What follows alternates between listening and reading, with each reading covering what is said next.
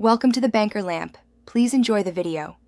In this video, I will explain how to jump-start your Mitsubishi Mirage safely and easily. First, ensure both vehicles are turned off and in park or neutral. Always prioritize your safety by wearing gloves and eye protection. Gather your jumper cables and make sure they are in good condition.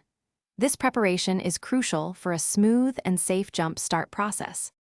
Now, let's connect the cables correctly. Take the red positive cable and attach one end to the positive terminal of the dead battery. Then, connect the other end of the red positive cable to the positive terminal of the good battery. Next, connect one end of the black negative cable to the negative terminal of the good battery. This sequence is vital for safety. For the final connection, attach the remaining black negative cable to an unpainted metal surface on the engine block or chassis of the dead Mitsubishi Mirage, away from the battery. This creates a safe ground. Now, start the engine of the good vehicle and let it run for about 5 minutes. After this, try starting your Mirage. It should now have enough power. Once your Mirage starts, it's time to disconnect the cables in the reverse order. First, remove the black negative cable from the dead car's metal surface.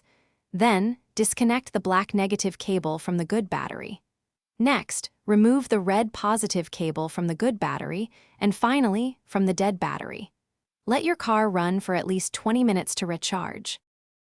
Thanks for watching. If this was helpful, leave a like and consider subscribing. See you next time.